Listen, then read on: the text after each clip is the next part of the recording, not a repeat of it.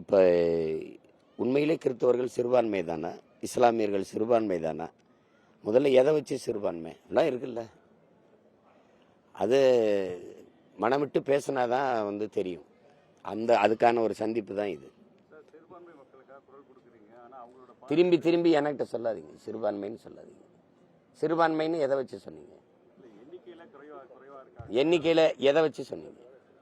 நான் கேட்கறதுக்கு பதில் எதை வச்சு சொன்னீங்க?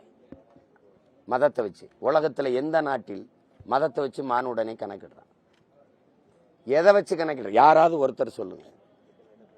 நீங்க சிறுபான்மைன்னு இவர் ஒரு கிறிஸ்தவரையோ இஸ்லாமியரை சொல்லும் போது நீங்க யாரு? நீங்க இந்து அப்படித்தானே சொல்றீங்க? அப்படித்தானே. இப்ப ஸ்டாலின் ஐயாவோ அல்லது உதயநிதி தம்பியோ அல்ல அம்மையார் ஜெயலலிதாவோ ஐயா எம்ஜிஆர் அவர்களோ இந்த தலைவர் சிறுபான்மை, அப்ப நீங்க இந்து. ஆனா நீங்க நீங்க மதச்சார்பற்றன்னு ஏன் பேசுறீங்க? அப்போ இப்ப நீங்க இந்துவா தான் இருந்துகிட்டு பாக்குறீங்க. உலகெங்கும் மானுடனை மொழி வழியா தான் கணக்கிடுறான். நீங்க ஐரோப்பிய நாடுகள்ல எத்தனை நாடுகள் இருக்கு? அத்தனை நாடும் கிறிஸ்தவம் தானே. ஐரோப்பிய யூனியன் முழுக்க யாரு? எதுக்கு எத்தனை நாடு வந்துச்சு? Norway, Sweden, Denmark, Germany, France எல்லாம் ஏன் வந்துச்சு? ஒரே மதம் தானே, ஒன்னா இருக்க முடியல. ஏன் ஒன்னா இருக்க முடியல? மொழி வழியே தேசிய இனங்கள், நிலங்கள். இந்தியாவில இருந்து பாகிஸ்தான் ஏன் போச்சு?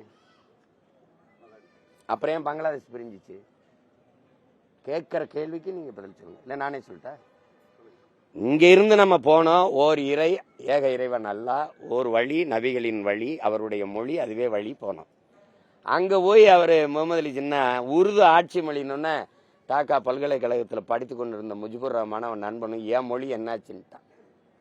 ஏன்னா அவன் வங்காளி, நீ உருது, நான் வங்காளின்ட்டான். அங்க மொழி வழியே தான் தேசிய இனங்கள். நான் இஸ்லாமியன், நீ அரபியன், அவன் உருது, அவன் வங்காளி, நான் தமிழன்.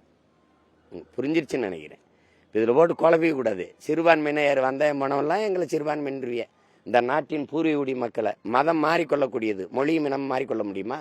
நேற்று இந்துவா இருந்த என் தம்பி யுவன் சங்கர் ராஜா இன்னைக்கு இஸ்லாத்தை ஏற்றிருக்கிறான். நேற்று இந்துவாக இருந்த என் அன்பு சகோதரன் ரகுமான் இன்னைக்கு இஸ்லாத்தை ஏற்றிருக்கிறாரு. இப்போ எங்க அப்பா இளையராஜா யாரு? நீங்க சொல்ற இந்து தானே, அவர் பெரும்பான்மை.